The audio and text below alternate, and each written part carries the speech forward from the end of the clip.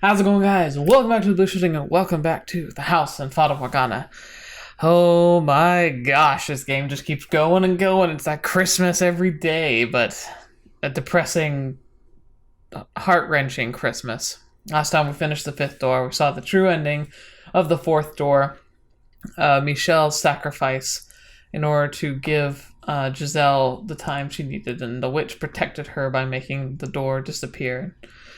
And Michel fell, and Giselle was let out. But apparently, that's not where her story ends. Because she says now this is her tale, and this is the tale of how she apparently becomes the maid, and I'm freaking excited. I'm like, I want to know what's going to happen. I'm kind of thinking that she's going to go completely crazy on, like, people. She's going to be like super secret assassin lady. Oh, it's gonna be amazing. Well. Okay, so let's get right to it then. So there's not really much else I can say just because we're at the beginning of the story. Besides glancing back, it looks like we still don't have any secret text anymore. We might be past that now, but we'll see. We'll see. And I also want to know, when's the witch getting introduced, and are we ever going to like really confirm where she came from and what her story was, or are we just gonna, or is it just the little tales that we've learned up until now that make sense? So let's jump in. This is my tale, and the maid's tale. A tale of a foolish, naive girl. Looking back on it now, I'm ashamed of everything. But I will tell you my story in its entirety without embellishment. I ask that you please not let go of my hand. Yeah. Poor Giselle.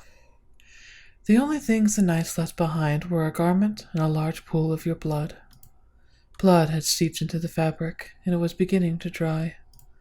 When I clenched it in my hand, it made a soft crackling sound. The oppressive stench of death lingered in the tower. Michel, there's no point to a life without you. You know that, right? Have a wonderful family? You know I can't do that. Hey, Michel, answer me. Come back to me. I don't care if it's a ghost. I just need you here with me. Come back to me. Talk to me about nothing, about everything. Be irritated with me? Did I do something stupid? Scoff at me when I tell a bad joke? Trounce me at chess again? Put your arms around me one more time? Come on. I'm begging you. If you won't come back to me, then I'll go to you. I don't care if that's not what you wanted from me. This world without you is meaningless. Ooh, so this is the witch. Dying won't guarantee you get to see him again. Oh, whoa, butterfly, whoa. He spends all his time refusing to talk to me, and when he finally does, he begs me to save his love. Oh, how the mighty have fallen. Rather disappointing, to be honest. Who are you? Where are you? Quite daft, aren't you? Within these walls, I am everywhere. And you've heard me before. What? I have no... Heavens, you are slow. Is that pretty head of yours only for decoration? Oh, but no, there's no one else. You might be thicker than these walls, my dear. Although, I suppose I shouldn't be surprised. You never did believe anything Michel said about me. You thought he was going mad. This is brilliant. No, there's no way. It can't be. The cursed witch, Morgana. Oh, you even know my name, do you? It would appear my legend has survived longer than I expected. I suppose I should thank all the humans who passed it down for me. You actually exist. I most certainly do, my dear. As I recall, you don't believe in the supernatural, do you? But it's hard to deny when the very witch is talking to you right at this moment. Michel was not even slightly mad, my dear. I told him he was better off without his sanity, but he refused to listen. He wasn't deranged, his surroundings were. His environment, the people around him, his whole world. Can you imagine how dreadful that must have been? To be the only sane resident in a world gone utterly mad. It's a miracle he managed to keep his head. Remembering what you said just before he died, my dear? You said it was all in his head. You said he couldn't tell the difference between illusion and reality. You said he had long since gone insane. Shouted at the top of your lungs. No, that's not what I meant. Ah, poor Michel. If only you had believed him about the witch. I feel bad for you too, though. You have my pity. What did you ever do to deserve this? Oh, and just to be perfectly clear, I played no part in either you or Michel's misfortune. The only force to blame for that is fate. You were a good, honest, joyful, lovable woman. And look at how the world treated you. May I ask you something? Was it you who sealed me in the tower? Yes, it was. That was what Michel wanted. Once, I told him I would grant his wish, so I did as he asked. Though it looks like that ended up causing you even more pain. How tragic. So, you're planning to die? Are you hoping to reunite with him in heaven? The plan's destined to fail from the onset, my dear. God teaches that suicide is a sin, and you'll go to hell for it. Then, I will not kill you. Why not? Because I swore to Michel that I would save your life. Poor Giselle. If you had any other wish, I'd be happy to grant it. I can't bear to see you so miserable. A wish? You have but a single desire right now. To see him once more. Isn't that right, Giselle? Are you saying you can make that happen? You'll bring him back to life for me? The forces of life and death are outside of my realm. That is God's territory, or the angels. However, I can guarantee you this. His reincarnation, no, his reconstruction. His reconstruction? Yes, you can meet him again, not in this life, but in some future life. Just imagine it, finding your beloved again after overcoming so much tragedy. 10, 20, maybe 100 long years from now, you'll finally reunite it. Doesn't that sound marvelous? True, unparalleled love in its purest form. What do you think? Just because you can bring his soul back, doesn't make it Michel. I want to be with him, that brisk, impenetrable, slightly immature, but gentle as a butterfly man. The man who sincerely, deeply loved me. If it's the same soul in a different body, can you still call him my Michel?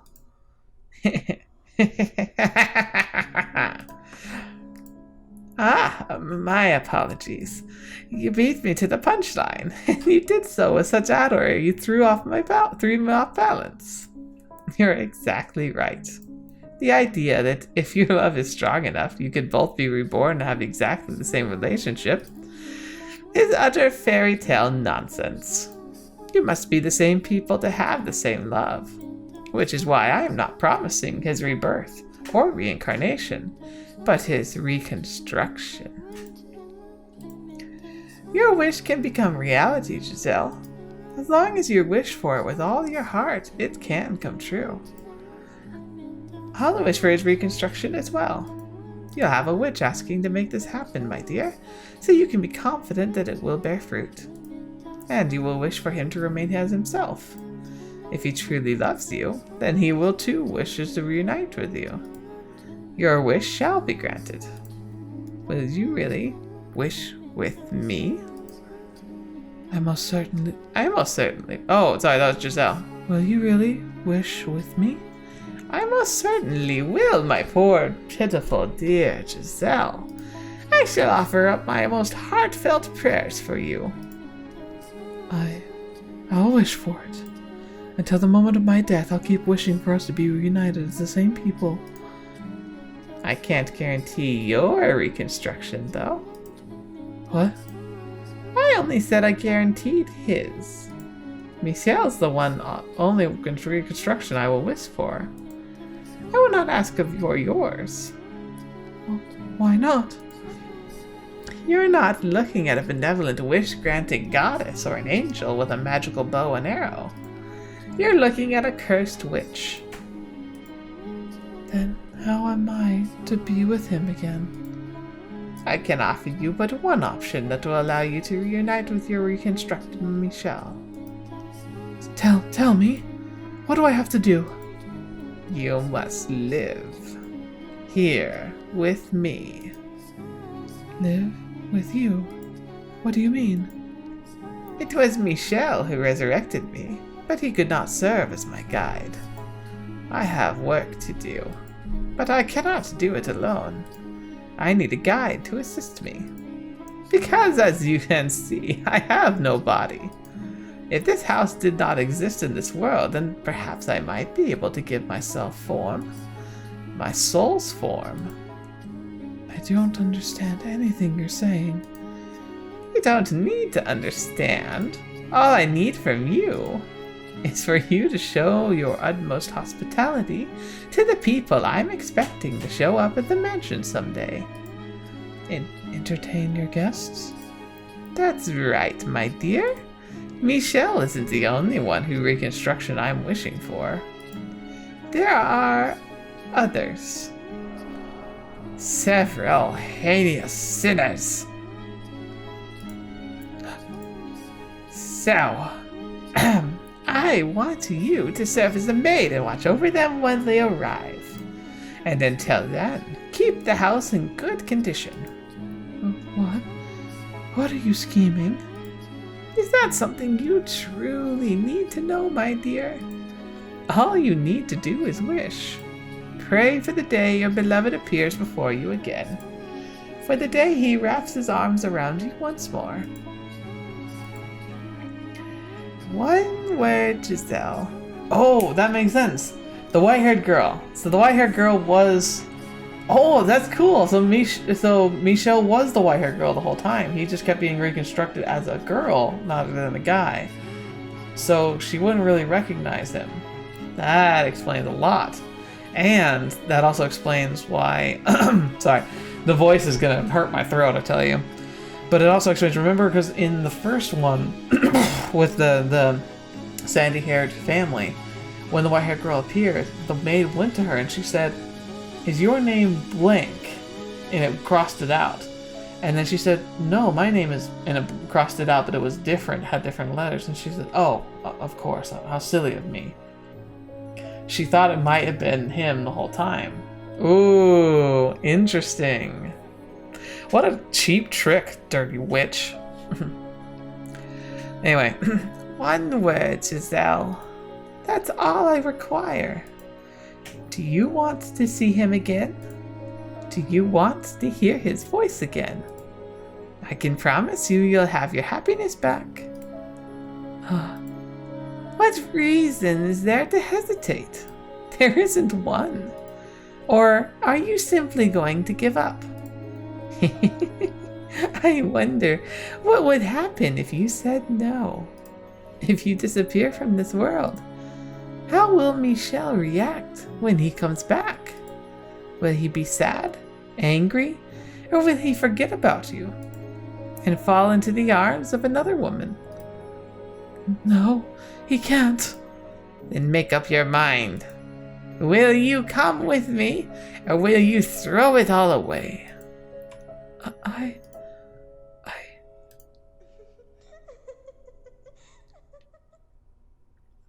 If I had given it a little thought, I would have realized she was manipulating me, that she was just telling me what I wanted to hear. But I believed her. I accepted her proposition. As unbelievable as it sounded, my desire for it to be real overpowered everything else. It was impossible not to grasp at the straws she was dangling in front of me. That was all I could do at the time. The witch's voice almost had an inexorable power to it. It made me believe, as outrageous as it was, that she really could bring you back, reconstruct you. Maybe because I'd seen her turn a door into an immovable wall. Or maybe because I'd heard her disembodied voice. But I don't think those are enough to explain it.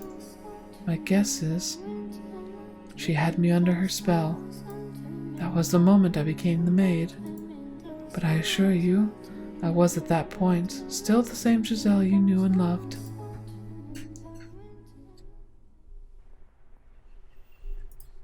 The sound of the rain never seems to stop. Am I hallucinating it, maybe?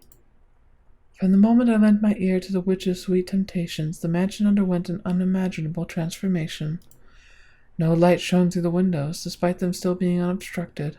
No morning, day, or evening. In fact, the concepts of morning, day, and evening did not seem to exist.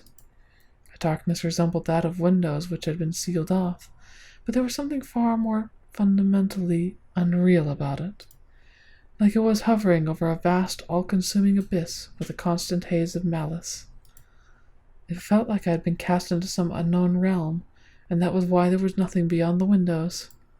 And the house was not the only thing that underwent changes. I, too, was no exception.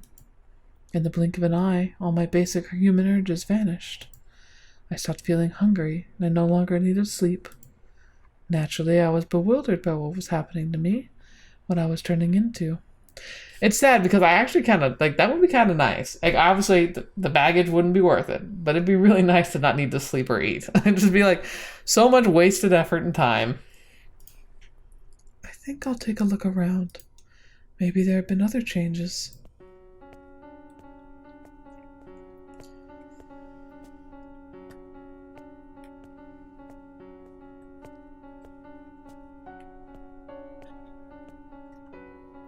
So I meandered through the mansion's halls. My original intent was to explore the entire house, but I found myself drawn to one room in particular. That's right, your bedchamber. There was no light, not a trace of color remaining in your chambers. But the bed was the same shape, the walls the same texture, the curtains the same design as they had been when you were alive. Michel, I'm praying. I'm always praying that someday we'll meet again. Oh, there's something hidden under the bed. What could it be? It's that painting. I never did get to ask why he got so angry about me seeing this. I'm sure it's something he didn't want to be reminded of. Perhaps having to do with his family. I was right not pressing him about it. Oh my gosh, it's so... that's creepy. What? Huh?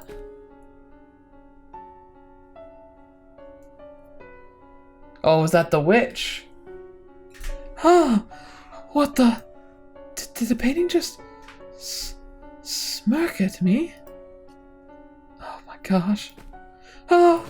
Oh jeez, Giselle. What are you doing tripping over yourself? It was just an accursed witch messing with your head. No need to get spooked over a tasteless prank. When I stumbled, I guess I knocked a drawer open.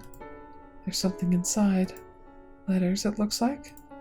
I shouldn't touch these. They're not mine. But I want something of Michel's to have. Something to remember him by. His letters would be in his handwriting. They would contain his words. Please forgive me, Michel. I don't mean you any ill will, but I'm going to take these. I must say, they're an impressive number of... What the? What on earth? It's like someone dumped an inkwell on every page, but why? What's this? The witch is doing too. Yeah, it has to be. It must have been her. It definitely wasn't you, Michel. Was it?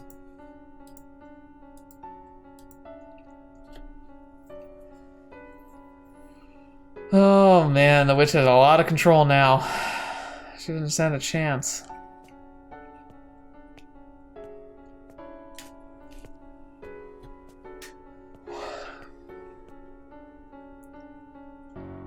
The front door. I wonder what it's like outside. I want to check real quick, see if there's anything here. Nope. I can't get it open. What's going on? The bar isn't set, but it won't budge an inch. It's just like up in the tower. I know the windows. It should open, then I can... What's going on here? What the heck is going on? It's like there's an invisible wall in front of the window. My hand won't go any farther. This is rich. What else can I do but laugh? What in the world? This is madness. Not Sparta, though. Gah! Hurry up, Michel. Return to me and get me out of here.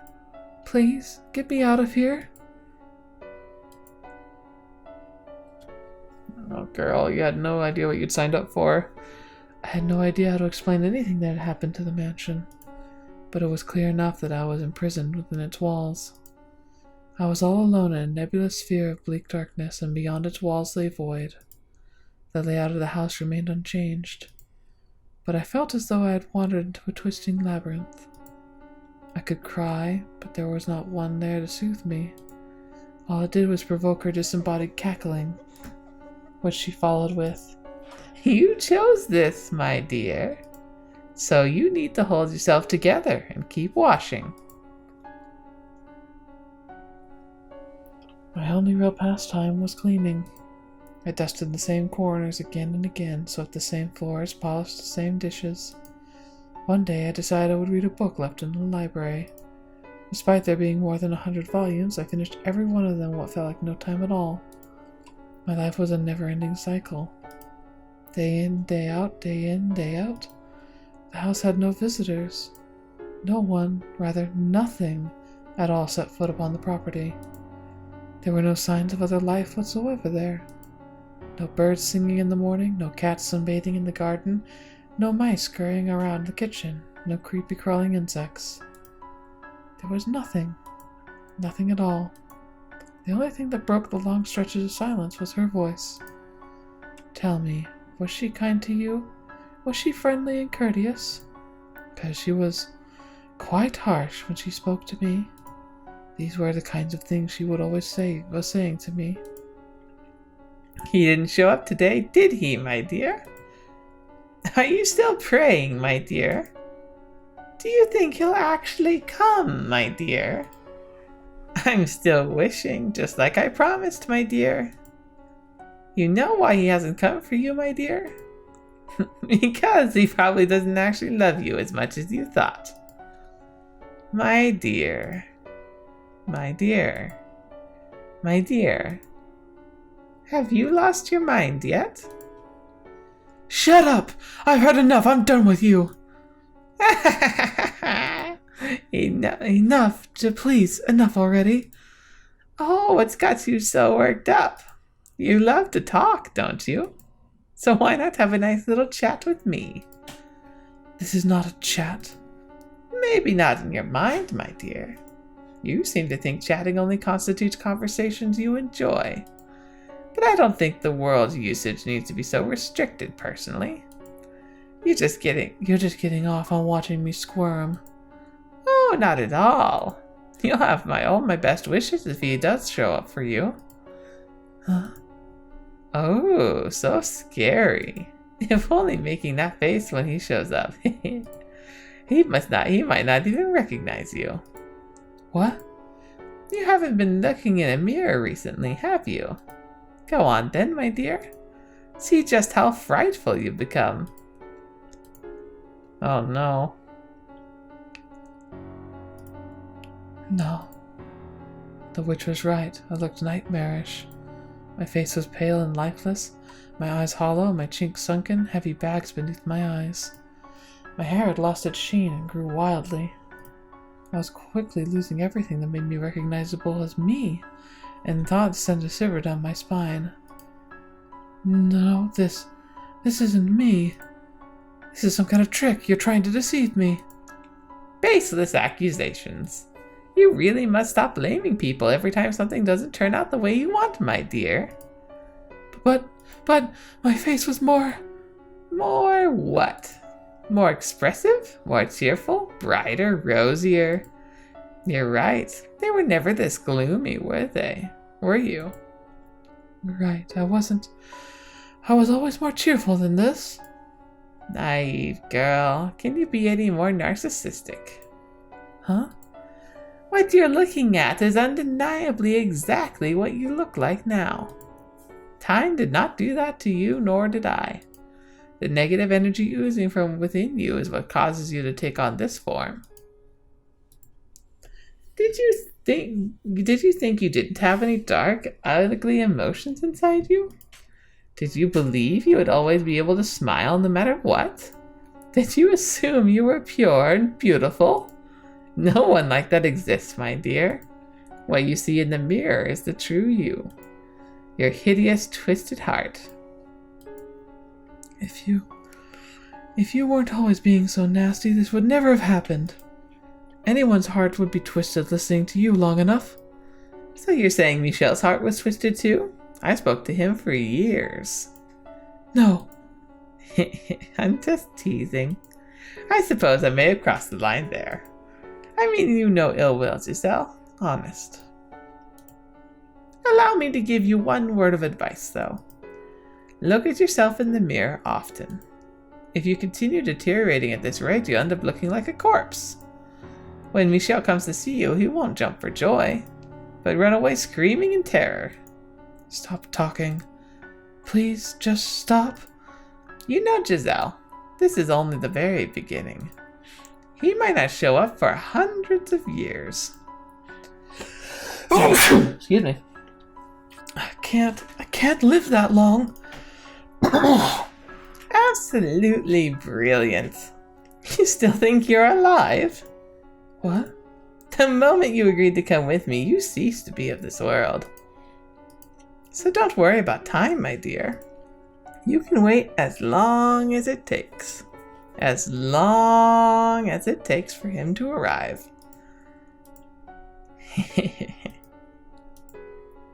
As the witch had suggested, I started checking my appearance in the mirror every day. I wanted to ensure I didn't turn to some horrific creature. My hair grew, so time seemed to be passing, but I didn't appear to age at all. The flow of time had been perplexingly vague and uncertain. Was it stopped, or was it moving? I couldn't tell. On occasion, I would practice smiling in front of the mirror. My smile was, after all, my one really distinctive feature, and I was certain you could see me smiling more than anything. Even if my appearance had changed drastically, I thought, you would still be able to recognize me by my smile. A woman standing alone in the front of the mirror practiced how to smile. I'm sure that was quite a comical sight. Oh, it's gonna do my throat in. And that was about how my days went for an incomprehensibly long time. 10.99. Ah.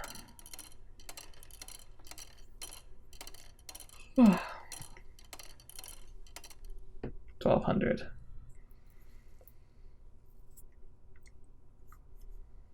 For the first 100 years, I kept track of how much time had passed.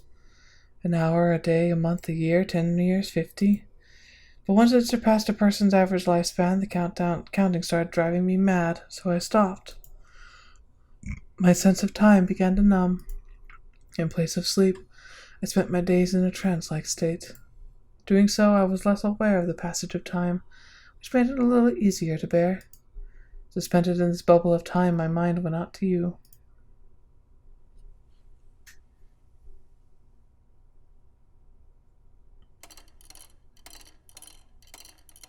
And finally, the first intersection, I'm guessing. The next thing I lost is... excuse me. The next thing I lost was a sense of myself. I lived as a human for 21 years. After spending nearly 10 times that trapped in the mansion, I began to feel like I was all I'd ever been. That maybe my past was all construction of my imagination. That as an otherworldly being, I merely fantasized about being human. Had I actually had a family? Had there actually been other people in the world? Did cities and villages really exist?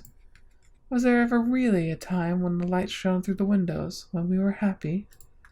But if I knew I started doubting everything, I wouldn't be able to maintain myself. So I settled on believing one thing. That you, Michel, were real. That you had been with me. That I had loved you. That it was you I was waiting for. I tried to always remember that one fact.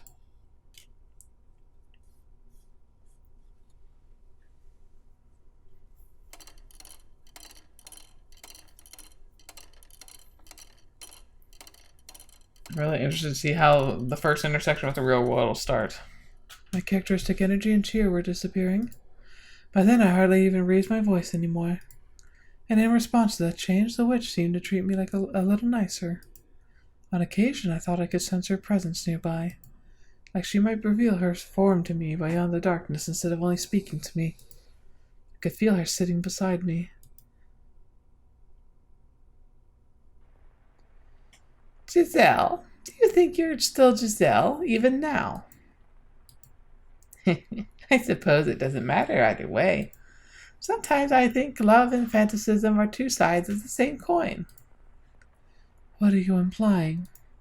Oh, nothing. I have an idea, though. Why don't we make you some new clothes, my dear? The loom should still work, thanks to your keeping everything in order. That outfit's an artifact of the age long past by now. You know how long it's been? Vaguely, but yes. As we speak, time still marches onward. Not too quickly and not too slowly, but at the same pace as your breathing. Now, on to your feet, Giselle. We have plenty of time, so let's make you the perfect maid's outfit. And if we don't have enough materials, we can make more thread from the sheets or curtains. How exciting!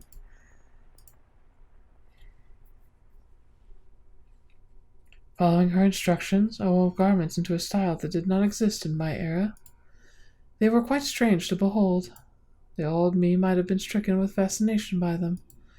But at that point, I wasn't even sure how to rejoice, how to be impressed, or how to be moved by anyone.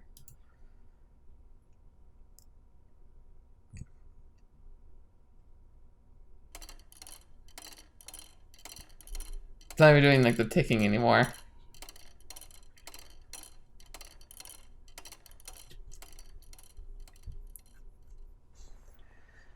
It sounds like rain again.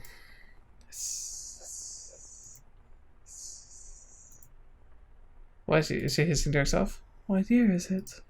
Hiss. Oh, it doesn't matter what year it is. It doesn't matter where it is. As long as you're there, it can be any time, anywhere. Where are you, Michel? What are you doing? I'm still praying. I'm still wishing for you to appear before me. Forever and ever and ever. And ever and ever and ever. I've been praying for so long, I don't even know how long it's been. Before you left, you said you were going to pray too. You said you'd hope we could meet again in another life. I'm not misremembering, am I? Michel, come back to me soon. I love you so very much. But my memories of you are starting to fade. What did your voice sound like? What kind of faces did you make? Where did you like to put your hands on me? I don't want to forget. I want to always remember. My memories of you are the only thing holding me together. But they're slipping away from me. How did you speak? What kinds of things did you talk about? I'm losing all of these memories. Please, Michel, come back to me. before I forget everything, my beloved master.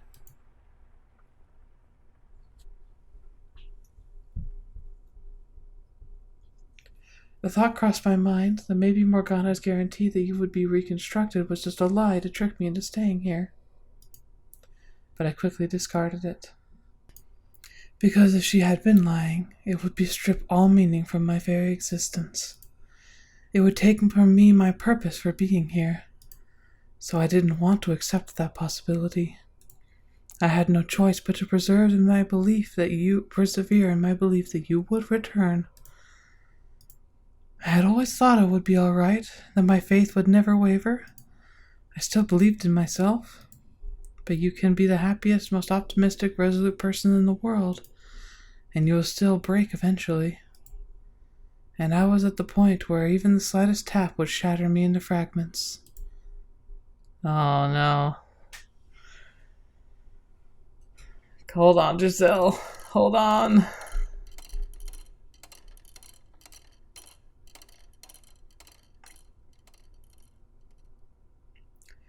Several hundred years after I was enslaved within the mansion, something changed for the very first time. Sunlight, which I had not seen in all that time, shone in from outside. Wow. At first, I did not believe it was real. I thought it was a hallucination born from my inner desires, and I thought I must have completely lost for my fantasies escaped my mind. But it didn't matter if it was an illusion. The gentle breeze blowing in through the window felt wonderful. The smell of grass, the chirping of birds, the glistening blue sky. It was like 1,000 memories rushing back all at once, and it brought tears to my eyes.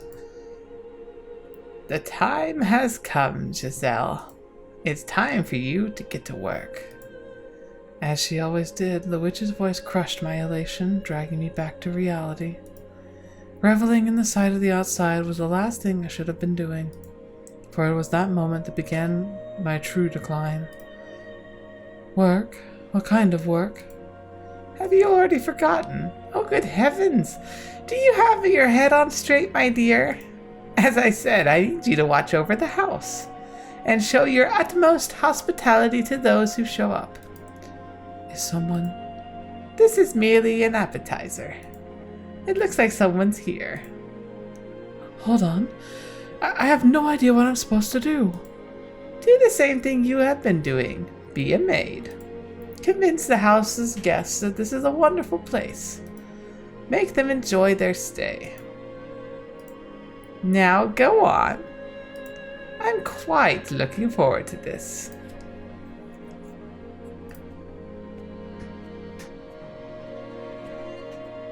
The bar has been removed, but will the door open? Wow. Even I'm like awed by this. Could you imagine being locked away for that long, literally in darkness, being tormented every day by someone who just literally has disdain for you? And then finally be able to walk outside again? For so long the door had refused to budge. For so long light had forsaken these halls. For so long there had been no trace of life. And now, all of this had been turned on its head. I felt like I'd stepped into heaven on earth. I know it sounds melodramatic, so please don't laugh. It was almost certainly a perfectly ordinary slice of nature. Leaves and grass rustled in the wind, flowers speckled the earth. And in the distance was a city I didn't recognize. I wondered where I was, of course, but neither shouted nor jumped in surprise. Instead, I found myself accepting my circumstances, as unnatural as they might have been. As I was standing there idly before the entrance, a carriage rolled up. God, could this road be any bloody worse? It's in dire need of paving on top of everything else. And who might you be, young lady? That outfit. He's speaking a different language. The middle-aged man approached me. From his attire, the way he held himself, he appeared to be upper class. However, this word coming out of his mouth were not the language I had grown up speaking. Could the mansion have moved somewhere far, far away? Naturally, I had no idea such a thing was possible. And the longer I stood there staring at him absentmindedly, the more incredulous he became.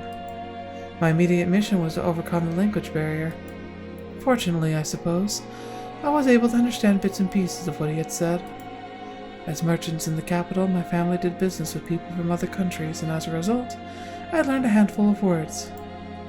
The problem was, it had been so long ago, I had no confidence whatsoever in my ability to hold a conversation. I am a servant. Servant? Can I remember asking for a lady servant, but I suppose these things do happen. Doesn't much matter who they sent. Who are you? You weren't informed? Off to a great start, I see. Well, what can you do, I guess? Name's Hayden Rhodes. Oh, yes. Just a retired old man. As I am sure you have already guessed, this man was the Rhodes siblings' grandfather. He was also the first person I served under as the maid. Oh my gosh, we're gonna be traipsing right through it all again. For a member of an esteemed noble family, Hayden was a bit on the eccentric side. He only hired a handful of servants, claiming he was not fond of clamor. There was a single chef, a physician, a servant to take care of all the cleaning, and then me, who served as his personal assistant. Whenever he got the chance, Hayden would chase me down and make me practice proper etiquette. According to him, I had much to learn. You are at least technically a servant of the Rhodes family, young lady, so I can't have you going around playing the country bumpkin act. Yes, sir. And we'll have to do something about that accent too while we're at it. I have an accent? Thicker than bloody molasses. Now, I have no interest in sticking my nose into your business, asking where you hail from, but while you're here, you must act the part, young lady. Luckily for you, I'm retired and have all the time in the world. I'll teach you everything you need to know about proper etiquette. All right. Speak up, will you? Yes, sir.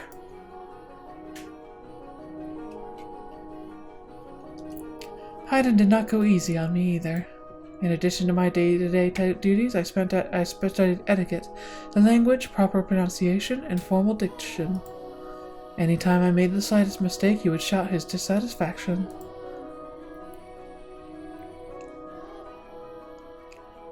Listen carefully. A servant is the face of a house. A servant's gaff is her master's gaff. Or gaffa. I don't know what that means, sorry. Always keep that in mind, you're not just a maid. You must always act with elegance and grace. You must always maintain your composure, even if the house is falling down around you. Whatever happens, you deal with it quickly and quietly. Your language must be immaculate. No ums and uhs or pauses. For any reason. Yes, sir. No stammering either. Sorry. You're not going to make it easy, are you?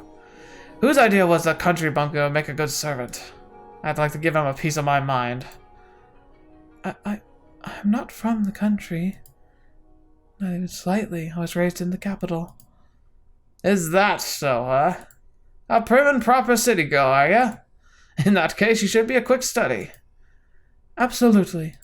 I can learn anything in a week, tops, piece of cake. Is that so? All right then. Starting tomorrow, I'm tripling your lessons. I didn't think this through. In addition to being my master, Hayden was my teacher. When he yelled, he grew twice his size, and I shrunk to half mine. But it wasn't all an unpleasant experience. Because I knew he wasn't raising his voice to belittle me. His instructions may have been harsh, but it was a human interaction. There were people around that I could talk to, and that was wonderful. I was starting to regain some of my humanity. Unlike me, you've still got a long life ahead of you, young lady. I don't know what kind of life you've lived, but I can imagine it hasn't been all that easy. Not many servant girls your age with a home to go back to, which is why you need to learn this. Once you've got all the rules and customs down, you'll be able to hold your own in a noble estate. You shouldn't have any trouble keeping yourself employed. I'm sure you'll think just loud, obnoxious old man, but I believe we've met for a reason, and I hope you'll stick with me. I don't think about you like that at all, master. You're a remarkable man. One more time. I deeply appreciate your generous consideration, Master, from the bottom of my heart. Aye.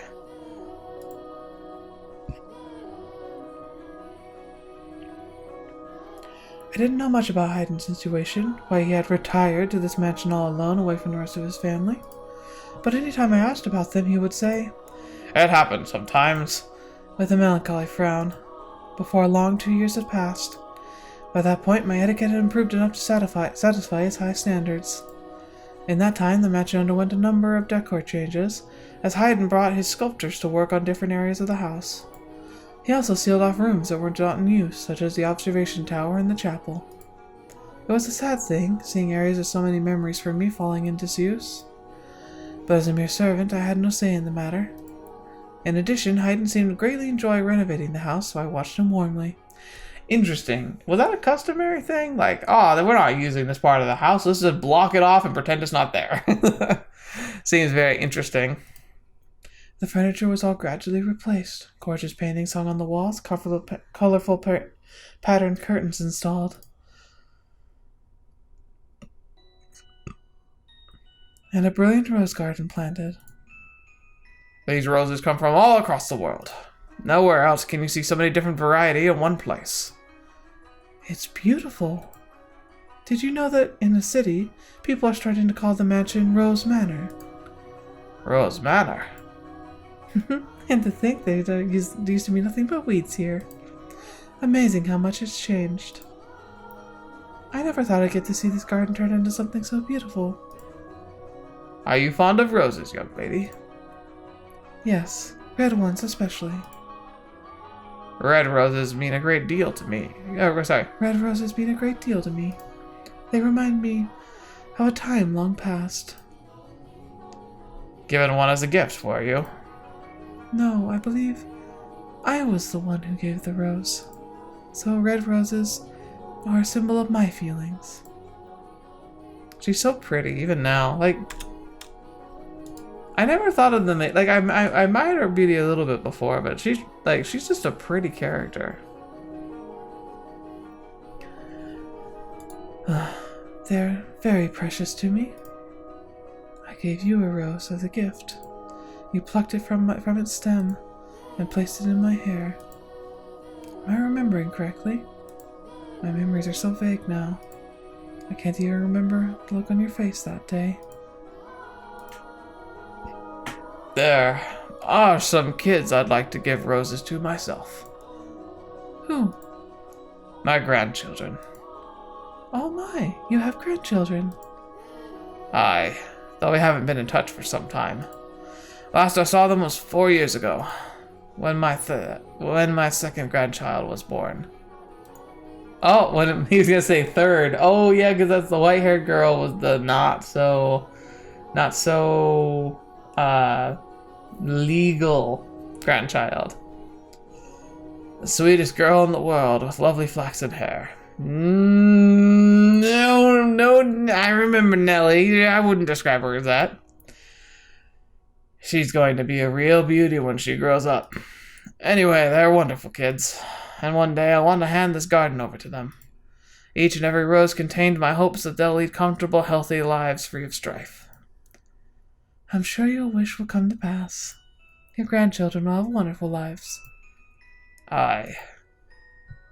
Oh, yes. Yes, they will.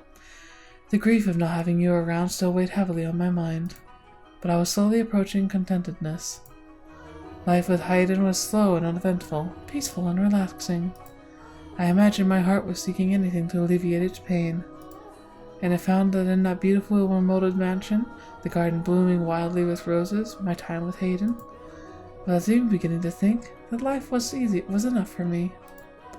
That I would be okay with this being the end if it meant more of the tranquility I felt. I was, like a coward, considering giving up the fight. Please do forgive me for ever considering such a thing.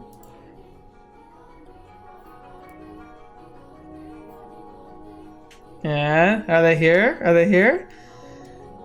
Haydn seemed to be in high spirits that day. A gift had apparently arrived from his son, who lived far away. In it was a tea set, some leaves, and a small jar of sugar. Miss! How can I be of service, master? Brew me up a pot of this, would you? Be careful not to steep it for too long. You want to get it just right before the best flavor. As you wish, master. You seem quite pleased. What would I be? A boy who shunned his old man for years, sending a paltry gift on a whim? I'm just entertaining his fancy. Is it gonna poison him? It's gonna be poison, isn't it? Your tea is ready, master. Ah, what a wonderful smell. Tea and roses are life's best darned spices. Now, let's see what that boy chose for me. If it's not good, I'll be sure to write him an angry letter. He looks so happy. He must really love his family. It's a little bitter. Shall I brew another pot? No, it's not your fault. Must have been something in the leaves. Would you like to add some sugar, then? There was a small jar of it with the tea set. Now, that's some bloody fine sugar he's produced. White as snow and sparkles in the light. He chose it just for you, master. Hell, what demon possessed him? Alright, give me 2 spoons, then. Yes, master. Here you are. Splendid. This is some exquisite tea. The sugar balances the bitterness of the leaves perfectly. I guess that boy does have some... Master? I knew it! Master? Master! The doctor! I need to find the doctor! Water! I'll get you some water right away. So please hang in there. Bye-bye. Thanks to the quick treatment provided by his personal physician, Hayden survived. Wow, I'm genuinely shocked. But he didn't make it out with much more than his life. He was permanently bedridden by the affair. Evidently the sugar I put in his tea had contained poison, which had done irreparable damage to his nerves and muscles. Most of his body was completely immobile, except for his left arm. Dang, what on earth? How? That's crazy. Can I bring you something? Some water? I've had my fill of water. You don't need to wait on me hand and foot. Huh, that face says you do to distract yourself by working. Remember what I told you? A noble family servant must always act with the elegance and grace. You must always maintain your composure. But how can you expect me to remain composed? If I'd only examined the sugar more thoroughly... You never would have noticed, young lady. I examined the sugar. I didn't see a bloody thing wrong with it. He was darn crafty, that's for sure. Why would he do this? His inheritance, I presume. Something must have come up, and he needed money quickly. That's no reason to poison your own father. Blood is nothing but an obstacle to ambition. Or maybe he just hated me. How could anyone possibly hate you? Perhaps that could have been said of me. You know. But when you live as long as I have, you're bound to make an enemy or two. Mine just happened to be my son. I was planning to give him everything anyway. He didn't have to do this. It all would have been his. Master, killing me doesn't accomplish anything. But I guess it doesn't matter. Say, can I ask something, young lady? What can I do for you? I don't want this to get out of that Hayden Rhodes was poisoned, so could you tell people that I passed away with a beautiful nurse tending to my every need? You're not dead yet. Please don't talk like that. You're scaring me. No stammering. But... I'm not saying it'll happen immediately, but I am an old man, and one day you'll wake up and I'll be gone. This is about my own pride, not my son. The last thing I want is to go out on a black spot on my name. Tell me you'll do this, Giselle. He's never said my name before. As you wish. Thank you. You're a peculiar girl, you know? Sometimes you seem greener than the leaves in summer, and sometimes you seem like you've seen 12 kinds of hell. And every so often, you seem not of this world. Your skin is pale, your hands as cold as ice. At one point, I thought you might be Death himself. But I was wrong about that. You have too big a heart to be Death. You care too much. You must be carrying a very heavy cross on your back. What am I supposed to do? I don't want to lose you, Lord Hayden. I don't want to lose this life. You have someone, don't you, young lady? Someone you're dying to meet again? Yes, but I don't know anymore. I don't know how long I'm supposed to keep waiting. If something doesn't happen soon, I don't think I can hold myself together much longer. I was so close to breaking down, and it was you who kept me on my feet. I'm sure you've tried to remain strong plenty of times, so I'll give you some different advice. A trick for when you think you're losing hold of yourself. Build a cocoon. A cocoon? A sturdy shell to keep your weak inner self safe. This world has no interest in protecting you. They're only swallowing you whole, so you mustn't readily expose your true self. You build a cocoon, and you play the role you need to play. That way, the real you will remain unharmed. It's not pleasant to hide yourself like that, but it's better than letting the world crush you. But a word of warning, if you spend too long in the cocoon, the real you is liable to disappear forever. You'll be swallowed up by your own protective shell. Hard problem for someone with eternity. I hope you find whoever it is before it's too late.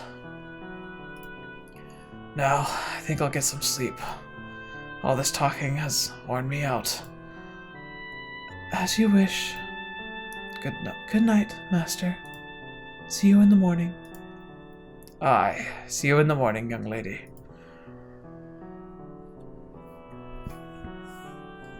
The next day, Hayden was dead. He had strangled himself with his left hand. That's freaking impressive. He must have really wanted to die. I should have been more attentive. I should have recognized how much pain he was in.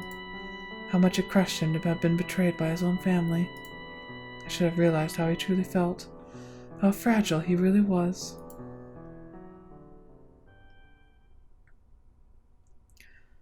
I fell into a hopeless gloom.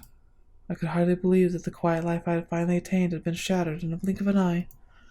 Hayden's other servants quickly went on their own ways, and I vividly remember the dirty looks they all gave me. Everyone who knew how he died assumed I had done it.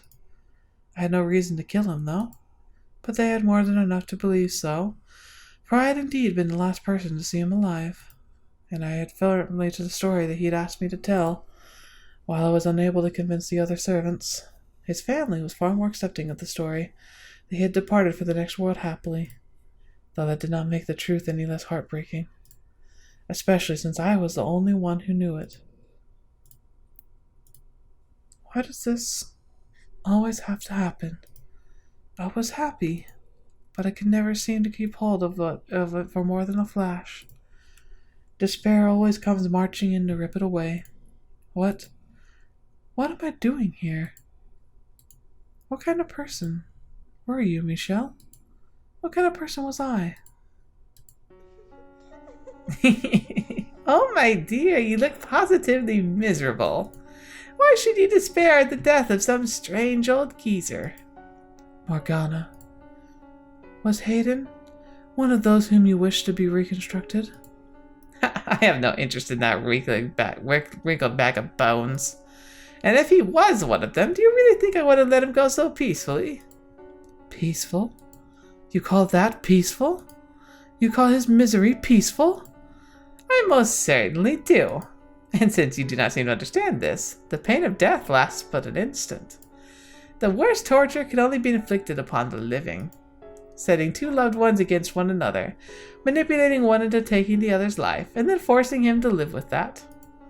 The stage hasn't even been set yet, my dear, and you would have me play a part in that. I got into a role there, sorry. Indeed. You agreed to accompany me. You are here to be my guide, and you're doing a wonderful job of it so far. I haven't done anything. Oh, but you killed that old man, did you not? Huh? Thanks to you, my wish is one step closer to fruition. What do you mean I killed Hayden? You meant to claim you mean to claim you didn't? Tell me, who was it that put the poison sugar in his tea? No, I didn't mean to. Your intentions are irrelevant. Everything moves along the path forged by my wish, and you shall continue to follow its will. God, you know what? I'm done feeling like this. I don't want anyone else to go through what Hayden did. And what are you going to do about it? I'm done listening to you. Without me, you'll have no influence over this world. Oh-ho! So I'll die. I'll take my own life right here and now. I grabbed a nearby knife and held the tip against my breast. My hands were shaking, my heart pounding. My whole body was raked with terror, but I could have sworn I heard Morgana gasp. This was her one weakness, I thought. What are you thinking? Don't do this, Giselle. Don't be foolish. Put the knife down right now. I'm done trusting anything you say. Giselle, put the knife down. I've missed you so very much, Michel. I've wanted nothing more than to see you again. But if I'm being Morgana's guide, it's going to cause other people suffering. That I can't. It's all over, Morgana. Huh? There's no blood. Not even pain. Why?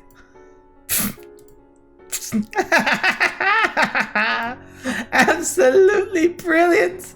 I told you not to be foolish, but you just wouldn't listen to me. Such a silly girl. I really am. She really is dead. I couldn't even die if I wanted to. Learning that absolutely crushed me. My backup plan, the one escape route I thought available to me, had been ripped away. My spirit crumbled, and I felt myself sinking into a vast darkness. I began losing grip on myself, which is why I recalled Hayden's advice. Build a cocoon. It was the only option I had left, my final chance of protecting myself. Although ultimately I was unsuccessful in that endeavor, as you know. But by that point, my mind and spirit had all been lost, eroded away by the years of solitude and the witch's whispers. A brief glimmer of happiness, and the eternal boundless darkness it had left me in. It was in that moment that all light drained from my eyes, and it was in that moment that the Maid was born.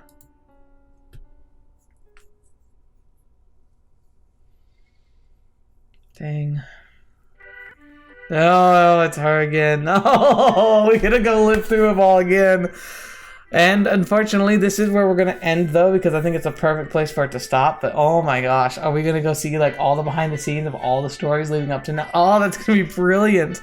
I'm really gonna be curious to see like where she was during the Beast, you know, because she wasn't like in the building like when the white-haired girl appeared. Like she like vanished, I think. I'm really curious to see how this all plays out. And I wonder if the voice that the Beast was hearing was actually the Maid, or if it was the witch. Because that could be an easy distinction to make. Oh boy, is this going to be interesting. Oh, interesting here too, Nellie. Her eyes look very similar to the crazy Maid from the Jacopo story. Maybe that's like two versions of the same like girl. That's an interesting thought too. But anyway, we'll find out all next time. So thank you guys so much for being here today. Thanks so much for joining me through this gallivanting reconstruction of everything that's been going on. Ooh, reconstruction is a good word for that. It's probably gonna be the title of this if I'm clever.